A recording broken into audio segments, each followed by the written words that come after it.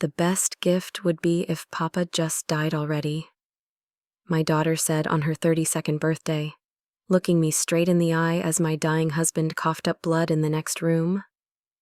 My name is Eleanor McKinnon, was a 55-year-old Cherokee ranch woman who'd sacrificed everything for her ungrateful child, our life savings, our cattle profits, even mortgaging our Texas homestead to pay for her wedding. But Rebecca saw my husband's lung fever as an inconvenience, our ranch as her inheritance to claim. She had no idea this half-Cherokee woman still remembered how to fight. So I rode to the Cherokee elder for wisdom, then to the land office for legal papers. What I discovered about our ranch deeds changed everything. Now, Rebecca has lost her inheritance, her reputation, and her family, and she's begging for forgiveness that will never come. Was I wrong to destroy my own daughter's future? Some say a mother should forgive anything. But when your child wishes death on their dying father for money, where do you draw the line? Tell me in the comments. Would you have done the same? Or am I the cruel one here? The rooster's crow pierced the Texas dawn as I stepped onto our ranch house porch, breathing in the crisp September air of 1885. But something felt different this morning. The crows were circling lower than usual, and my Cherokee grandmother always said that was a sign of coming sorrow. The smell of mesquite and cattle filled my lungs while I watched our ranch hands already moving toward the corrals, yet that nagging feeling in my chest wouldn't leave. I whispered a quiet Cherokee prayer to the four directions, just as my grandmother had taught me when I was barely knee-high to a grasshopper. Great Spirit, bless this land, our cattle, and keep my family safe from whatever darkness approaches. The ritual usually grounded me, but today the wind seemed to carry whispers of trouble. From inside the house came the sound that made my heart clench. Sam's harsh coughing fit, worse than yesterday. My husband, once the strongest sheriff in 3 counties, had been fighting this lung ailment for months now. Doc Martinez said it was from too many years breathing dust on cattle drives. But I knew in my Cherokee soul that Sam was slipping away from me, one breath at a time. I pushed through the kitchen door to find him bent over the wash basin, his whole body shaking with the coughing spell. When he straightened up, I saw what he tried to hide, fresh blood on the handkerchief, more than ever before. My heart nearly stopped. Sam, honey, this is getting worse, I said, my voice trembling despite my efforts to stay strong. He looked at me with those blue eyes that had won my heart 32 years ago. And I saw something there that terrified me. Resignation. Eleanor, darling, he said, his voice barely above a whisper. We need to talk about what happens to this ranch if... He couldn't finish the sentence. But we both knew what he meant. I poured him coffee with shaking hands, watching this man who'd been my rock slowly crumble before my eyes. The morning light revealed how gaunt he'd become, how the illness was stealing away everything I loved about him. Don't you talk like that? Sam, you're going to beat this. But even as I said the words, my Cherokee intuition screamed that time was running short, and lately, our daughter Rebecca had been circling like those crows outside, asking pointed questions about the ranch deeds, our will, our future plans. Yesterday's letter about celebrating her birthday here felt less like love and more like calculation. Rebecca's been asking a lot of questions about the property lately, Sam said, as if reading my thoughts. Sometimes I wonder if she sees us as parents or as obstacles to her inheritance. His words hit me like a physical blow because they echoed my own fears. Sam, don't say such things. She's our daughter. She loves us. Does she, Eleanor? Or does she love what we've built here? The sound of rapidly approaching horses cut through our conversation. Through the kitchen window, I watched Rebecca's wagon racing up our driveway. kicking up an unusual amount of dust. She was driving the horses hard, arriving a full day early, and something about her urgency made my Cherokee blood run cold. "She's early," Sam observed, but his voice carried the same unease I felt. I smoothed my apron and checked my reflection, seeing my Cherokee grandmother's worried eyes staring back at me. At 55, I'd learned to trust the wisdom of both my bloodlines, and right now, both were telling me that this birthday celebration would change everything. The wagon pulled up with a sharp halt, and I could see Rebecca's face through the dust, determined, calculating, hungry. This wasn't the face of a daughter coming to celebrate. This was the face of someone coming to claim what she believed was already hers. By evening, our ranch house dining room glowed with the warm light of oil lamps, and I'd set our best china on the oak table Sam had built with his own hands 20 years ago. The smell of roasted beef and cornbread filled the air, along with the wild plum preserves I'd made last summer. Everything looked perfect for Rebecca's 32nd birthday celebration, but the knot in my stomach told a different story. Sam sat at the head of the table, trying his best to hide how the afternoon had drained him. Just walking from the bedroom to the dining room had triggered another coughing fit, and I could see the effort it took for him to keep his shoulders straight and his voice steady. Our twin grandsons, 12-year-old Billy and Bobby, flanked their grandfather, chattering excitedly about their school lessons and the new foal in the stable. "Grandpa Sam, when you're feeling better, will you teach us to rope like you promised?" Billy asked, his young face full of hope and admiration. Sam's smile was genuine but fragile. "Of course, son. Soon as this old cough clears up." But I caught the look he gave me across the table. We both knew that promise might never be kept. Rebecca sat across from me, her husband James beside her, and I couldn't help but notice how her eyes kept wandering around the room, taking inventory. She admired the silver candlesticks, commented on the quality of the furniture, asked pointed questions about the cost of the new curtains I'd sewn. Every observation felt like an appraisal rather than genuine interest. "Mama, this house has gotten so much nicer since our last visit," Rebecca said, cutting into her beef with deliberate precision. "You and Papa must be doing very well with the cattle business." "We've been blessed," I replied carefully, my Cherokee instincts picking up on the calculating tone beneath her compliment. "The ranch has been good to us, and we've worked hard to build something lasting." James, who'd been unusually quiet all evening, suddenly perked up. "Speaking of lasting, we've been wondering about your plans for the future. I mean, with Sam's health and all." He trailed off when Rebecca shot him a sharp look, but the damage was done. The silence that followed was thick as molasses. Sam's jaw tightened, and I felt my own Cherokee temper starting to simmer. "James, my husband is sitting right here. If you have questions about our future, you can address him directly. Now." "Eleanor," Sam said, though his voice carried a warning edge. "I'm sure James means well." He turned to our son-in-law with eyes that had intimidated countless outlaws during his sheriff days. "But I'm not dead yet. Boy, got plenty of fight left in me." Rebecca laughed, but it sounded forced and brittle. "Oh, Papa, nobody's saying you're dying.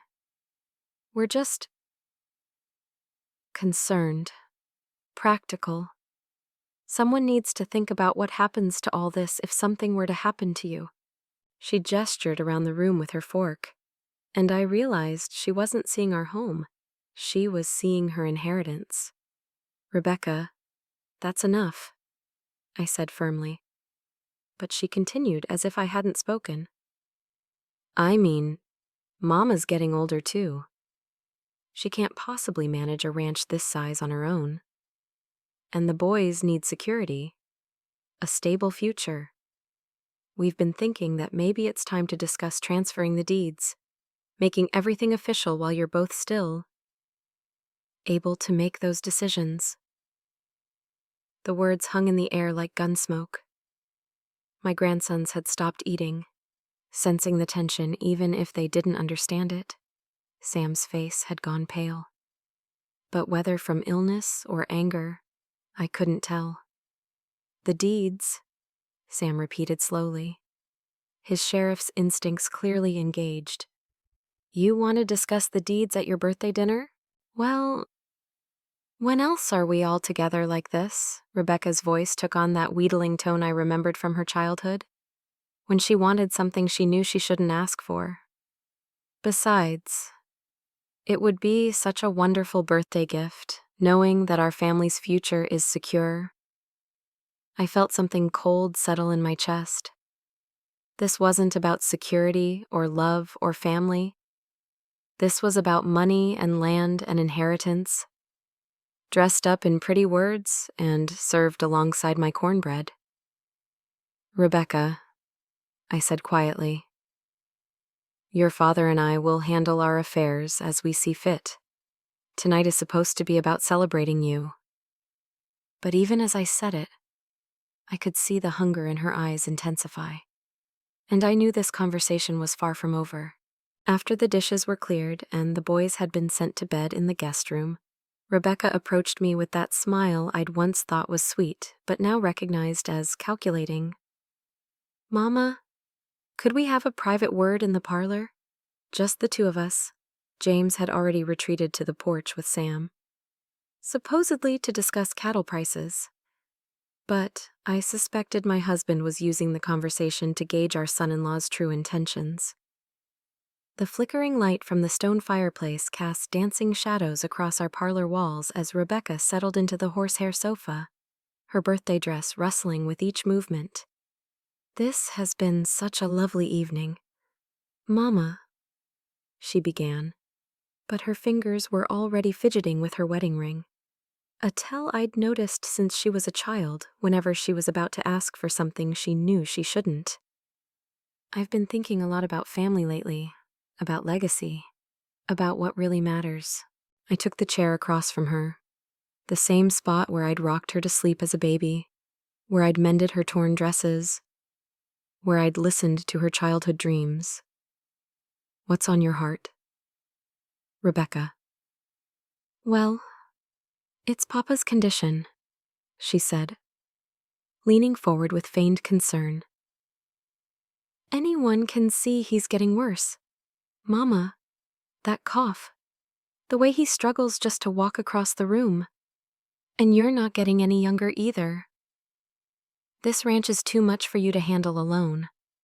My Cherokee grandmother had always said that truth reveals itself in a person's eyes. And looking at Rebecca now, I saw no genuine worry for her father's suffering, only impatience for what his death would bring her. Your father is a strong man. Rebecca, he's fought through worse than this. Has he? Though, her voice took on an edge that made my skin crawl. Mama, be realistic. He's dying, and we all know it. The question is, what happens to everything you've both worked for when he's gone?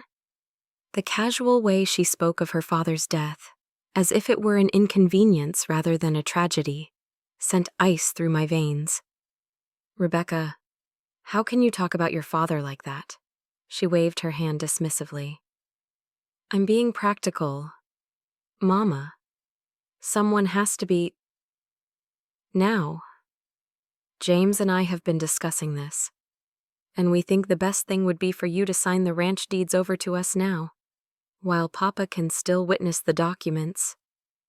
That way, when the inevitable happens, there won't be any legal complications. I stared at my daughter, this woman I'd carried in my womb, nursed at my breast, sacrificed for countless times, and felt something die inside me. You want me to sign over our ranch because you think your father is going to die. I want you to be smart about this, she snapped, her mask finally slipping. Do you have any idea how much this place is worth? The land alone is worth thousands. And that's not counting the cattle, the buildings, the water rights. James has done the calculations. James has done the calculations. I repeated, my voice barely above a whisper. Yes. And we figure that if we take over now, we can modernize the operation. Maybe bring in some investors. Really make this place profitable instead of just scraping by like you and Papa have been doing. Each word felt like a slap across my face. Scraping by, Rebecca. This ranch has provided for you your entire life. It paid for your wedding, your house in town, your children's clothes and schooling. And I'm grateful for that. Truly I am, she said. But her tone suggested otherwise. But Mama, you have to think about what's best for everyone. The boys need security. James needs opportunity. And honestly, what you'd really be giving me for my birthday is peace of mind. I felt my Cherokee ancestors stirring in my blood, their wisdom telling me to listen carefully to what came next. Rebecca leaned back on the sofa, her eyes reflecting the firelight like a predator's. You want to know what would really make me happy? Mama, what would be the best birthday gift you could ever give me?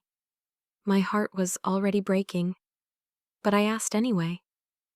What? Rebecca, she looked me straight in the eye, and her next words shattered whatever remained of my maternal illusions. The best gift would be if Papa just died already. Then we could stop pretending this is anything other than what it is, a business transaction. His suffering would be over. You'd be taken care of. And the boys and I could finally have the security we deserve. The parlor fell silent except for the crackling of the fire. My daughter had just wished for her father's death as a birthday gift, and she'd said it with the same casual tone she might use to ask for a new dress. I couldn't speak. I couldn't breathe. I could only stare at this stranger wearing my daughter's face, wondering where I had gone so terribly wrong.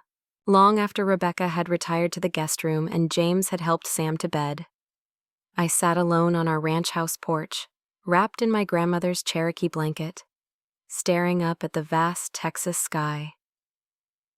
The September night was clear, with more stars than a person could count in a lifetime. But their beauty felt distant and cold. My daughter's words echoed in my mind like the cry of a wounded animal. The best gift would be if Papa just died already. How does a mother recover from hearing such words? How does a heart continue beating when it's been torn clean in half by the person you love most in the world? The night sounds of our ranch surrounded me, cattle lowing softly in the distance, the hoot of an owl hunting in the mesquite trees, the gentle creak of the windmill turning in the breeze. These were the sounds of the life Sam and I had built together, the life we'd thought we were building for our daughter and her children. But Rebecca saw none of that. She saw only dollar signs and deeds, inheritance and opportunity. I pulled the blanket tighter around my shoulders and let my mind wander back through 32 years of sacrifice. When Rebecca was 3 and came down with scarlet fever, I'd sat by her bedside for 6 straight days, bathing her burning forehead and praying to every spirit I knew to spare her life. When she was 16 and wanted that fancy dress for the church social, Sam and I had sold our best breeding bull to pay for it, going without new boots that winter so our daughter could feel beautiful. We'd given her everything, our time, our money, our dreams. When she married James, we'd gifted them the down payment for their house in town, money we'd been saving to expand our own ranch operations. When the twins were born, I'd spent weeks at their home, cooking and cleaning and caring for the babies so Rebecca could recover properly. Every birthday, every Christmas, every moment of need. We'd been there with open hearts and open hands. And for what? So she could sit in our parlor and wish for her father's death as casually as she might wish for rain during a drought. My Cherokee grandmother had always taught me that when the heart is broken, the spirit must seek guidance from the ancestors. Eleanor, she used to say in her gentle voice, when the world becomes too heavy to carry alone, remember that you are never truly alone. The wisdom of our people flows in your blood, and the spirits of those who came before will guide you if you ask them to. I closed my eyes and let my Cherokee heritage wash over me like water from a sacred spring. In my mind, I could see my grandmother's weathered hands as she taught me to weave baskets, her patient voice as she explained the meaning of the 4 directions, her fierce love as she held me during thunderstorms. She had survived the removal of our people from Georgia, had lost everything and rebuilt from nothing, had faced betrayal and heartbreak with dignity and strength. Grandmother, I whispered to the Texas stars, what would you do if your own child wished for death to come to the one you loved most? The wind picked up, rustling through the cottonwood trees, and I felt something shift inside me. The devastating pain was still there, but underneath it, something else was growing, a Cherokee woman's strength that had been passed down through generations of survivors. Rebecca wanted her father dead so she could claim our ranch. She saw Sam's illness not as a tragedy to fight against, but as an inconvenience to hurry along. She viewed our life's work not as a legacy to honor, but as assets to liquidate. In her greed, she had forgotten the most basic Cherokee teaching that we are all connected, that what we do to others comes back to us, that the earth and everything on it is sacred and not to be taken lightly. But I hadn't forgotten. And perhaps it was time to remind my daughter that a Cherokee woman, even one who's lived peacefully for 32 years, still knows how to fight when her family and her land are threatened. The owl hooted again from the mesquite trees, and this time it sounded less like mourning and more like a call to action. My Cherokee ancestors had faced impossible odds and survived. They had been betrayed by those they trusted and found ways to reclaim their dignity. They had lost everything and built new lives from the ashes of the old. I stood up from the porch chair. My grandmother's blanket still wrapped around me like armor, and made a decision that would change everything. Tomorrow, I would seek counsel from Running Bear, the Cherokee elder who lived with his family near the creek that bordered our ranch. If my own blood had forgotten the meaning of family and respect, perhaps it was time to remember the older, deeper wisdom that flowed in my veins. Rebecca wanted her father dead, but this Cherokee woman was very much alive, and she was about to discover what that meant. The morning sun was just breaking over the eastern hills when I rode my mare, singing Wind, toward the creek that bordered our ranch. Running Bear's small settlement lay nestled in a grove of ancient oaks, where his family had been living peacefully for the past decade.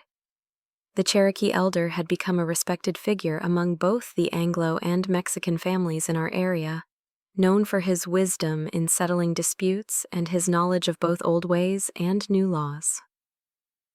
As I approached the cluster of modest cabins, I could smell wood smoke and hear the gentle voices of Cherokee women preparing the morning meal. Running Bear sat on a hand-carved stool outside his door, working on a piece of leather, his weathered hands moving with the practiced skill of 70 years. When he looked up and saw me, his dark eyes immediately recognized the pain I carried. "Eleanor who walks between worlds," he said, using the Cherokee name he'd given me years ago when Sam and I had first settled here. "You come with a heavy heart. Sit, and tell this old man what troubles the daughter of two peoples." I dismounted and accepted the cup of sassafras tea his granddaughter brought me, then settled on the log bench across from him. The familiar ritual of Cherokee hospitality calmed my spirit, even as my heart still ached from Rebecca's betrayal. "Running Bear, my daughter has broken something sacred," I began. Then told him everything. Rebecca's cold calculation about the ranch, her impatience with Sam's illness, and most painful of all, her birthday wish for her father's death. As I spoke, several Cherokee women emerged from their cabins to listen, their faces growing more solemn with each detail. When I finished, Running Bear set down his leatherwork and studied me with eyes that had seen much sorrow and much wisdom. "Among our people," he said slowly, "there is an old teaching about children who forget the sacred bonds. When a child wishes death upon their parent for gain, they have broken the circle of life that connects all generations." An elderly Cherokee woman named Gentle Rain, who had known my grandmother, stepped forward. "Your grandmother would say that such a child has chosen the path of the crow, taking what is not freely given, feeding on death instead of life." "But what does a mother do when her own child becomes a crow?" I asked, my voice breaking with the weight of the question. Running Bear stood and walked to the creek's edge, gesturing for me to follow. "Come, Eleanor, let me show you something." He pointed to where the water flowed around a large boulder. "See how the creek does not fight the stone, but finds its own path around it. The water does not become less by avoiding the obstacle, it becomes stronger, clearer, more purposeful." "You're saying I should avoid Rebecca?" "I am saying that when someone blocks the natural flow of love and respect, you must find your own path to justice and peace." He picked up a smooth stone from the creek bed. "In the old days, when someone violated the sacred bonds of family, the elders would counsel the wronged party about their rights under tribal law. But you live in both worlds now. Eleanor, you must use both Cherokee wisdom and Anglo law to protect what is sacred." Gentle Rain joined us at the water's edge. "Your husband is the sheriff. Yes, he understands the white man's laws about property and inheritance." "Yes, but Sam is so sick, and he doesn't know about Rebecca's true feelings." "Then, perhaps," Running Bear said thoughtfully, "it is time for you to learn these laws yourself. A Cherokee woman has always had the right to protect her family's land and future. In the white world, there are papers, deeds, legal rights that can be used for protection just as our ancestors used tribal law." He handed me the smooth stone. "This creek has been flowing around obstacles for thousands of years. Eleanor, it has carved canyons through solid rock not by fighting, but by persistence, by knowing its own power, by never giving up its right to reach the sea." The symbolism wasn't lost on me. "You think I should research our legal rights to the ranch?" "I think," Running Bear said with a slight smile, "that a Cherokee woman who has been patient for 32 years might discover she has more power than she realized. And I think that sometimes the spirits guide us toward people who can help us understand that power." As if summoned by his words, I heard the sound of a wagon approaching. Mrs. O'Sullivan, our Irish neighbor, was driving toward the settlement with her usual determination. She'd been widowed 5 years ago and had successfully fought off several attempts by unscrupulous men to claim her late husband's land.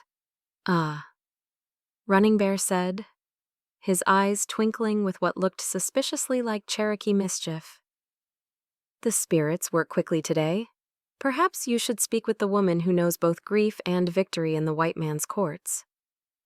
Mrs. O'Sullivan pulled up her wagon and climbed down with her characteristic briskness. "Eleanor, dear, I was hoping to find you here. I heard voices in town yesterday. Seems your Rebecca has been asking questions about ranch inheritance laws at the land office." "Thought you should know." My blood ran cold. Rebecca wasn't just wishing for her father's death. She was already preparing for it.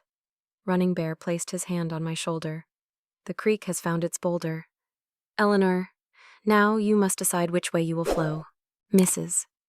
O'Sullivan and I rode into town together that same afternoon, our horses kicking up dust on the main street as we headed toward the squat adobe building that housed the county land office.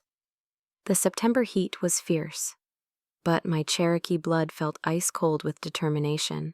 If Rebecca thought she could outmaneuver me using the white man's laws, she was about to discover that this Cherokee woman had learned a thing or two about survival in both worlds. Now, Eleanor, Mrs. O'Sullivan said as we tied our horses to the hitching post, you'll want to ask specifically about joint ownership rights and inheritance laws. When my Patrick died, I discovered I had rights I never knew existed. Rights that saved my ranch from those vultures who tried to claim it. The land office was dim and dusty, filled with the smell of old paper and ink. Behind the wooden counter sat Clerk Martinez, a Mexican-American man in his 50s who'd earned respect throughout the county for his honest dealings and thorough knowledge of territorial law. He looked up from his ledger books with a welcoming smile. Senora Eleanor, Senora O'Sullivan, what brings you ladies to my office on this hot afternoon? Miguel, I said, using his first name as was customary among neighbors in our part of Texas. I need to understand the legal status of my ranch property. Specifically, I want to know about the deeds, inheritance rights, and what happens if my husband, I paused, the words sticking in my throat. If your husband passes before you do, Mrs. O'Sullivan finished gently. She needs to know her rights, Miguel. Clerk Martinez nodded gravely and pulled out a thick leather-bound book. Of course. Let me look up your property records. He flipped through pages of careful handwriting until he found what he was looking for. Ah, here we are. The Double S Ranch, purchased in 1853 by Samuel and Eleanor McKinnon? That's right, I confirmed, though hearing our ranch referred to by its legal name made everything feel suddenly formal and serious. Now, this is very interesting, Miguel said, running his finger down the page.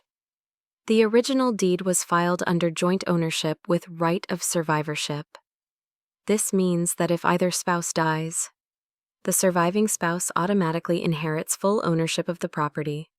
No probate court, no waiting period, no complications. Mrs. O'Sullivan leaned forward. What does that mean in practical terms, Miguel? It means, he said, looking directly at me, that if Sheriff McKinnon were to pass away tomorrow, Senora Eleanor would own the ranch outright, free and clear. No one else would have any legal claim to it, not even his children, unless she specifically chose to include them in her will. The words hit me like a lightning bolt. Are you saying that Rebecca has no automatic inheritance rights to our ranch? None whatsoever, Miguel confirmed. The property would pass entirely to you. Now, if you were to die without a will, then your children would inherit according to territorial law. But as long as you're alive, you have complete control over what happens to the ranch. Mrs. O'Sullivan let out a low whistle. Eleanor, do you understand what this means? Your daughter has been pressuring you to sign over property that she has no legal right to claim? My mind was racing. All of Rebecca's urgency. Her talk of making things official while Papa can still witness the documents. Her insistence that we needed to be practical. It was all based on a fundamental misunderstanding of the law. Or perhaps, I thought with growing suspicion, it wasn't a misunderstanding at all. Miguel, I said carefully, has anyone else been asking about the legal status of our ranch recently? His expression grew uncomfortable. Well, I probably shouldn't say, but since you're asking about your own property, your daughter Rebecca was here yesterday with her husband. They were asking about inheritance procedures. probate requirements, that sort of thing. And what did you tell them? The same thing I just told you. That the surviving spouse inherits everything automatically? Your son-in-law seemed quite surprised by that information.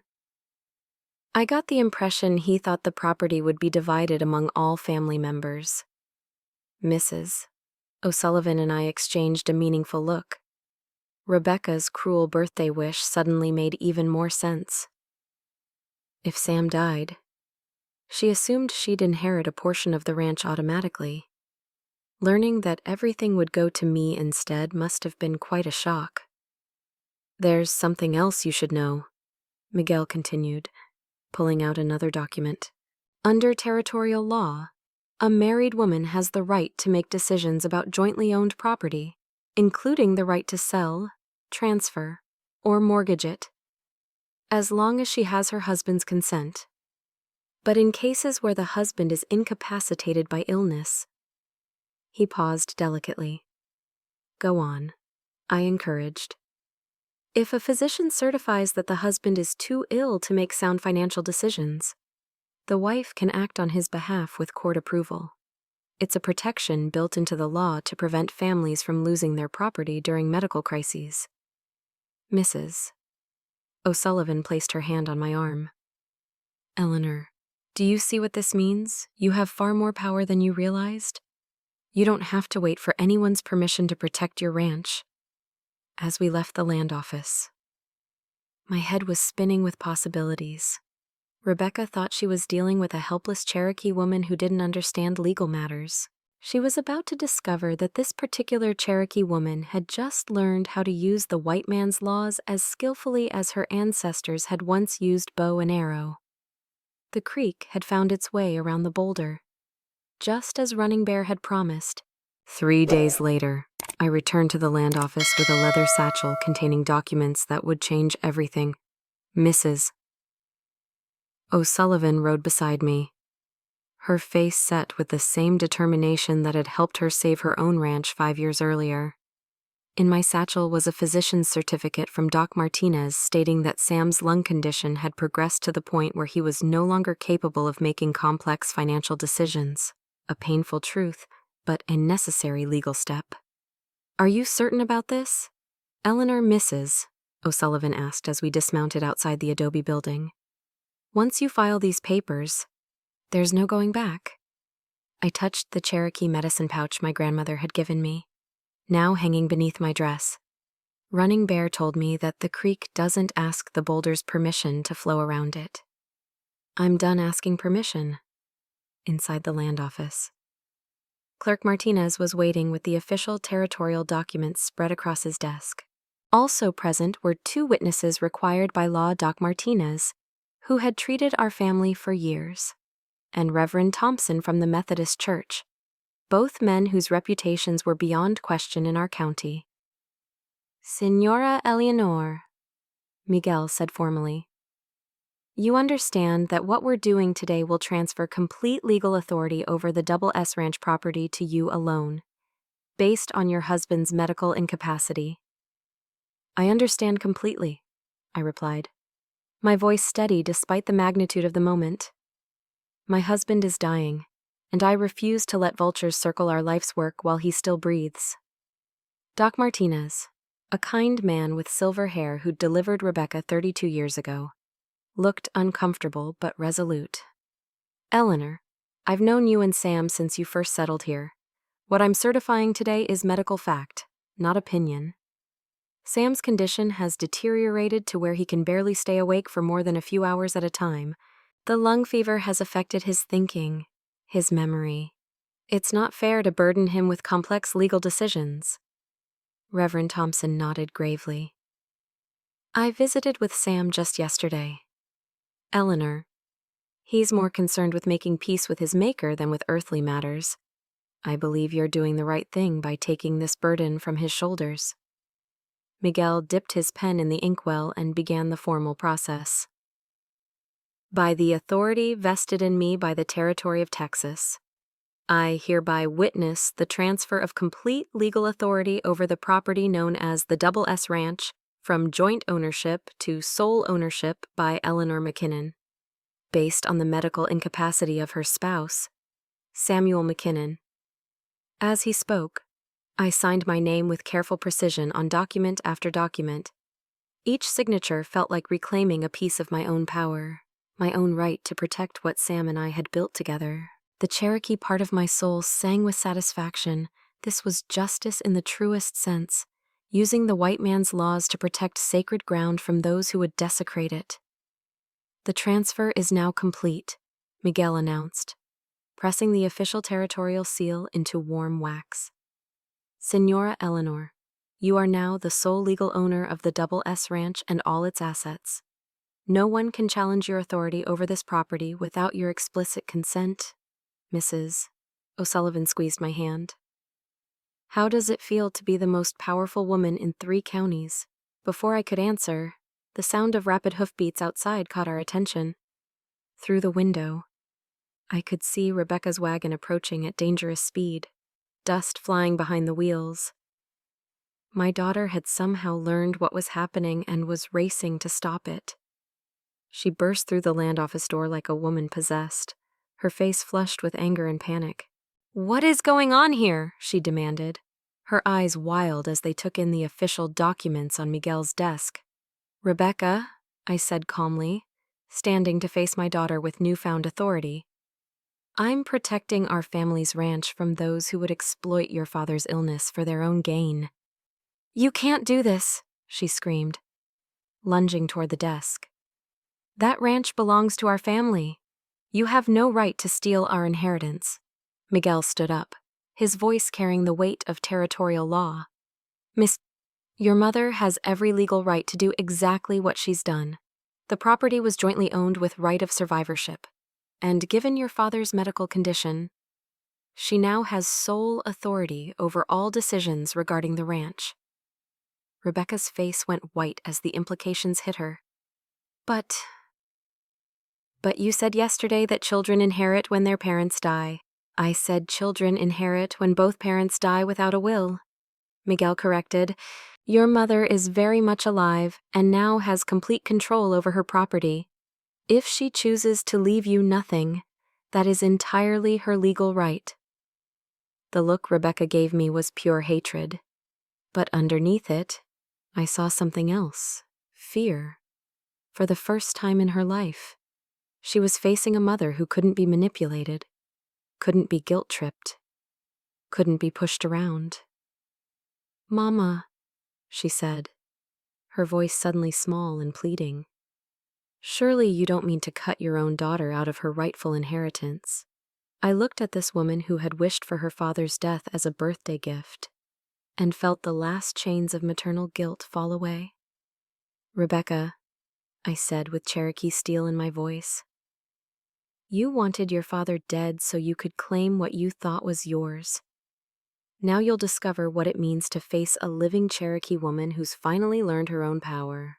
The confrontation moved from the land office to the wooden steps outside, where half the town seemed to have gathered after hearing Rebecca's screaming from inside the building. In a frontier community like ours, legal drama was rare entertainment, and word traveled faster than wildfire when family disputes became public spectacles. Rebecca stood on the steps above me, her face twisted with a desperation I'd never seen before, while James hung back by their wagon, clearly uncomfortable with his wife's public display. The crowd included familiar faces: storekeepers, ranchers, Mexican vaqueros, and even a few Cherokee families who'd come to town for supplies. All of them watched as my daughter made her final, desperate play. "Mama, please," Rebecca said, her voice carrying across the street for everyone to hear. "I know I said some terrible things the other night. I was upset, worried about Papa's health, scared about our future. But surely you can't mean to punish your own grandchildren for their mother's foolish words." The mention of the twins was calculated to tug at my heartstrings, and for a moment, I felt the old maternal instincts stir. But then I remembered her exact words. The best gift would be if Papa just died already.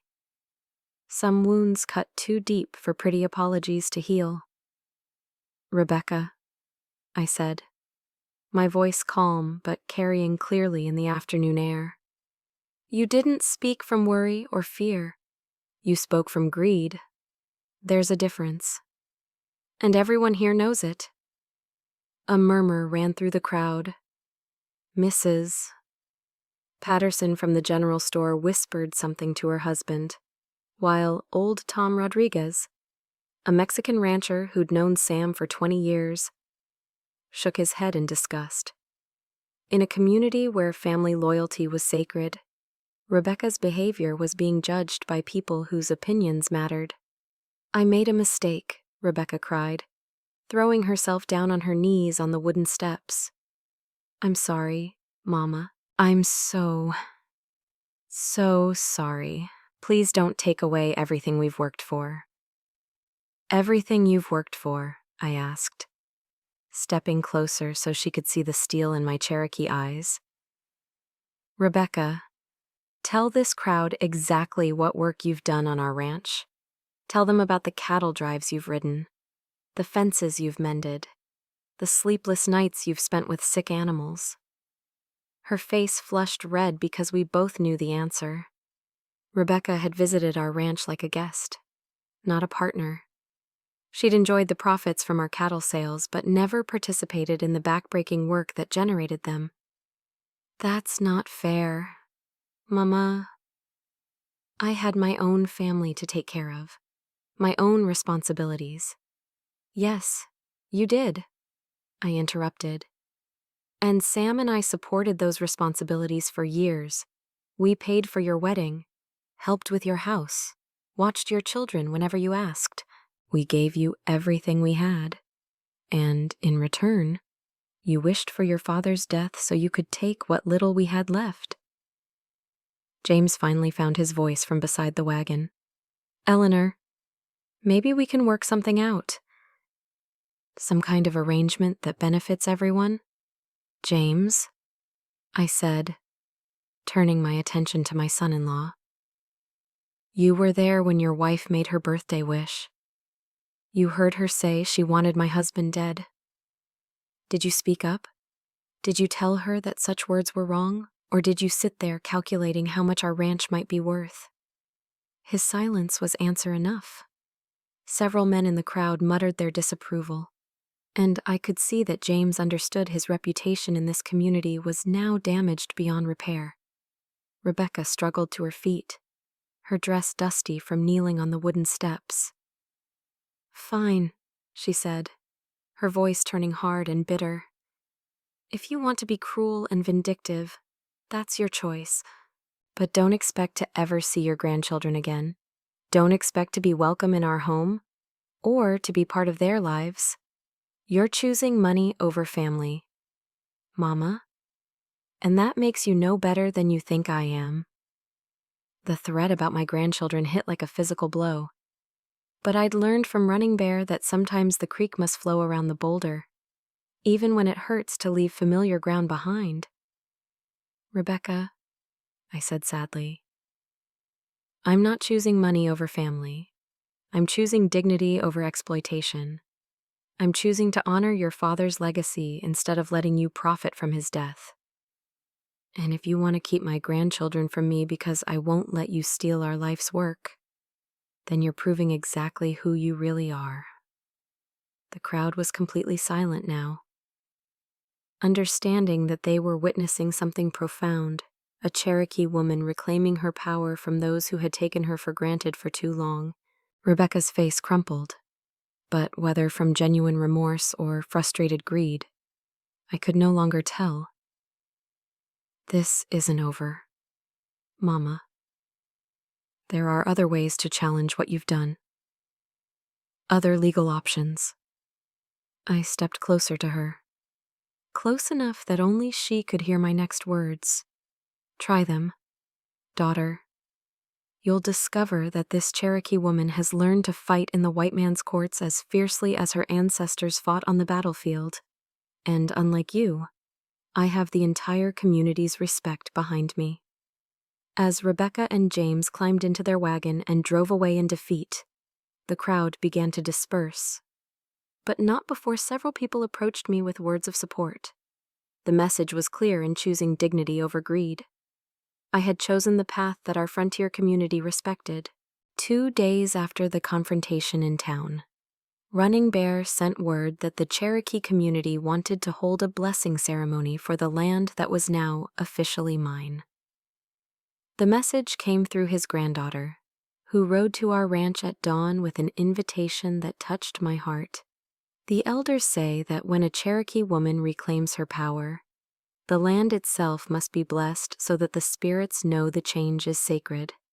The ceremony was set for sunset at the creek that bordered our property, the same place where Running Bear had given me the wisdom to find my path around the boulder. As the afternoon sun began its descent toward the western hills, I made my way to the gathering, my heart full of anticipation and gratitude. What I found there took my breath away. Not only had the Cherokee families come, but Mrs. O'Sullivan was there with several other Anglo neighbors, along with Miguel Martinez from the land office and even Doc Martinez. It seemed that word of the blessing had spread throughout our diverse community, and people had come to show their support for what I'd done. Running Bear stood in the center of the group, wearing his ceremonial clothes and holding a bundle of sage that filled the evening air with its sacred smoke. Gentle Rain and the other Cherokee women had formed a circle, while the Anglo and Mexican families stood respectfully outside it, understanding that they were witnessing something both ancient and important. "Eleanor who walks between worlds," Running Bear said as I approached. "You have honored both sides of your heritage. You used Cherokee wisdom to understand your situation, and Anglo law to protect what is sacred. Tonight, we ask the spirits to bless this land and recognize you as its rightful guardian."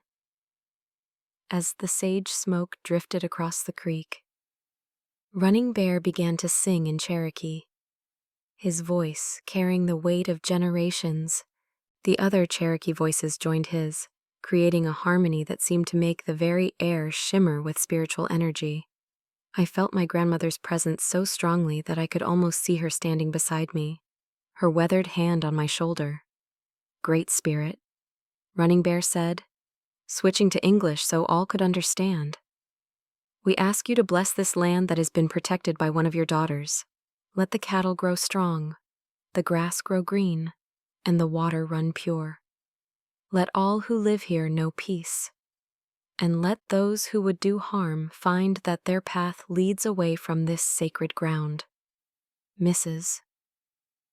O'Sullivan stepped forward from the outer circle. "If I may," she said respectfully, "I'd like to add something from the Irish tradition." Running Bear nodded, and she continued. "May the road rise up to meet you, Eleanor. May the wind be always at your back, and may you have the strength to protect what you've fought so hard to keep." Miguel Martinez spoke next under the law of this territory. "This land belongs to Senora Eleanor. But tonight, we witness something more important than legal papers. We witness a community blessing a woman who chose honor over greed, dignity over easy money." As the ceremony continued, I noticed movement near the creek's edge. To my amazement, Sam was walking slowly toward us, supported by Tom Rodriguez and another neighbor. My husband looked frail, but his eyes were clearer than they'd been in weeks, and he was smiling with something approaching his old strength. "Sam," I rushed to his side, worried that the evening air might be too much for his weakened lungs. "Eleanor," he said, his voice soft but steady, "I couldn't miss this. Tom told me what you've done, how you've protected our ranch, how you stood up to Rebecca. I'm proud of you, darling, prouder than I've ever been." Running Bear approached us both. "Sheriff McKinnon, your wife has shown the courage of her Cherokee ancestors, She has fought for your land as fiercely as any warrior. Sam nodded, then looked around at the gathered community. This ranch has been our life's work, he said, his voice carrying across the water. Eleanor and I built it together, but she's the one who saved it. She's the one who understood that sometimes you have to fight to keep what's sacred. As the sun touched the horizon, painting the sky in shades of red and gold, Running Bear completed the blessing by sprinkling water from the creek on the ground at our feet. It is done, he said solemnly. The spirits recognize Eleanor as the true guardian of this land. May it bring her peace, prosperity, and the wisdom to use her power well. The Cherokee families began to disperse as darkness fell, but the Anglo and Mexican neighbors lingered, offering words of support and congratulations. Mrs. O'Sullivan hugged me tightly. You've done something important here. Eleanor, you've shown that a woman can stand up for herself and win, even against her own family when necessary. As Sam and I walked slowly back toward our ranch house, his arm around my waist for support, I felt a peace I hadn't experienced in years. The land beneath our feet was truly ours now, blessed by both Cherokee spirits and territorial law, protected by community support and my own newfound strength. Eleanor, Sam said as we reached our porch, I may not have much time left, but I can die knowing that our ranch will be in the right hands. For the first time since this whole ordeal began, I felt truly at peace with the future. A week after the blessing ceremony, Rebecca returned to our ranch quietly, without James, bringing only the twin boys. I watched from the kitchen window as she helped Billy and Bobby down from the wagon, their young faces confused and uncertain. At 12 years old, they sensed the family tension but couldn't understand its source. Sam was sitting in his favorite chair when I announced their arrival. The blessing ceremony had given him renewed energy, and though his cough persisted, his mind was clearer than it had been in months. Let them come in, Eleanor, he said gently. Those boys shouldn't suffer for their mother's mistakes. Rebecca knocked softly, a far cry from the confident woman who had made demands 2 weeks earlier. When I opened the door, I saw genuine uncertainty in her eyes, perhaps even fear. Mama, she said quietly. May we come in? The boys have been asking about their grandparents. Billy and Bobby immediately ran to Sam, climbing onto his chair arms with uncomplicated love. Rebecca stood awkwardly in the doorway. Sit down, Rebecca, I said, settling across from Sam. We need clear understanding about how things will be. She perched on the sofa's edge, hands clasped tightly. Mama, I've had time to think about the terrible things I said. I understand now what I've lost. Tell me what you think you've lost. Rebecca, tears formed in her eyes. I've lost my parents' trust, my inheritance, everyone's respect. But most of all, I've lost the right to call myself your daughter. Sam spoke up, his voice weak but kind.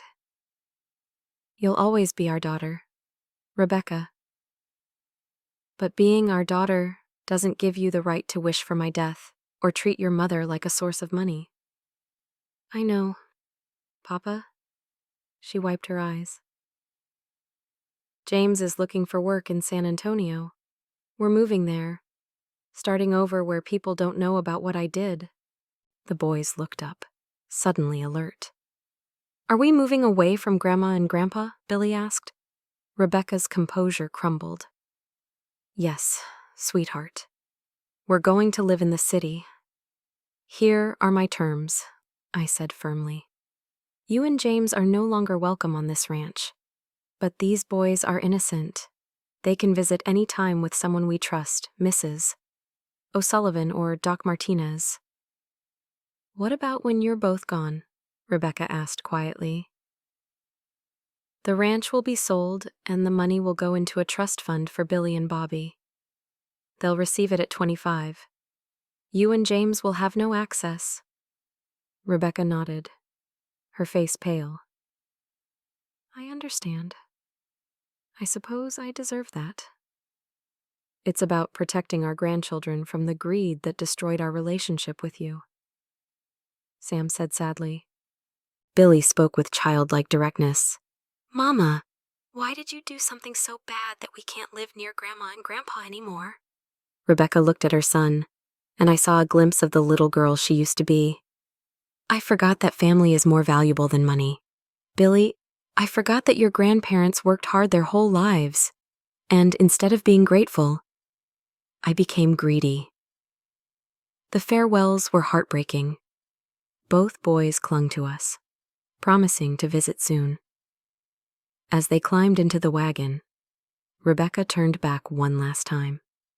Mama, Papa, please remember that I do love you, even though I lost sight of what that meant as their wagon disappeared. Sam reached for my hand. Do you think we'll ever see them again? I squeezed his fingers gently. We'll see the boys again. As for Rebecca, that's up to her. 2 weeks after Rebecca's departure, I stood in our ranch yard watching a transformation that filled my Cherokee heart with pride. Running Bear's eldest son, Joseph, was working alongside our regular ranch hands, teaching them Cherokee methods of reading cattle behavior and weather patterns. The integration wasn't just practical, it was healing, bringing together the wisdom of two peoples on land that now truly belonged to me. Sam sat on the porch, wrapped in his favorite blanket, directing operations with renewed purpose. The legal victory had given him something I hadn't seen in months, hope for our ranch's future beyond his own mortality. Eleanor, he called, his voice carrying better than it had all summer. Joseph's idea about rotating the cattle between the north and south pastures is brilliant. We should have thought of that years ago. Joseph approached us with the quiet confidence I'd learned to associate with Cherokee men. Mrs. Eleanor, my father says you have Cherokee blood. The cattle, they know this. They trust you more than they trust the Anglo ranchers. It was true. Since taking full control of the ranch, I'd noticed the animals responding differently to me, as if they sensed the change in my authority. The Cherokee teachings my grandmother had shared about reading animal spirits were proving invaluable in ways I'd never expected. We're thinking of expanding the operation, I told Joseph. Now that the ranch belongs to me alone, I can make decisions without worrying about family interference. Mrs. O'Sullivan rode up just then, her Irish determination evident in every line of her posture. Eleanor, I've been talking to the other widow ranchers in the county. We're thinking of forming a cooperative pooling our resources for cattle drives, sharing costs for breeding stock. The idea was revolutionary. In 1885, Texas, women rarely controlled large ranching operations, let alone collaborated on them. But the recent events had shown our community that women could be just as capable as men when given the opportunity. How many widows are we talking about? Sam asked, his sheriff's mind immediately grasping the practical implications. 5 so far, with ranches totaling nearly 10,000 acres. If we work together, we could negotiate better prices with the railroad companies. Maybe even drive our own cattle to market instead of selling to middlemen. Joseph nodded approvingly. In Cherokee tradition, women often controlled agricultural decisions. This cooperative idea honors both Anglo business sense and Cherokee wisdom about community strength. Over the following days, our ranch became a meeting place for this unprecedented alliance. Cherokee families brought their knowledge of sustainable grazing and weather prediction, while Anglo and Mexican neighbors contributed their understanding of markets and transportation. The cultural exchange was creating something entirely new, a ranching operation that honored multiple traditions while building toward a profitable future. Sam's health continued to improve, though we both knew it was temporary. The excitement of planning our ranch's future was giving him energy, but the underlying illness remained. Still, he threw himself into the project with enthusiasm. "Eleanor," he said one evening as we reviewed the cooperative's proposed bylaws, "I never imagined our ranch would become the center of something this important. You've taken my worst fear, leaving you alone, and turned it into your greatest strength." The Cherokee blessing ceremony had been more prophetic than I'd realized. The land wasn't just protected now, it was thriving, becoming a bridge between cultures and a model for what frontier cooperation could achieve.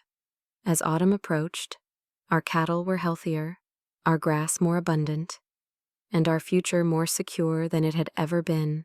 I had reclaimed not just my ranch, but my heritage, my power, and my place in a community that now looked to me for leadership.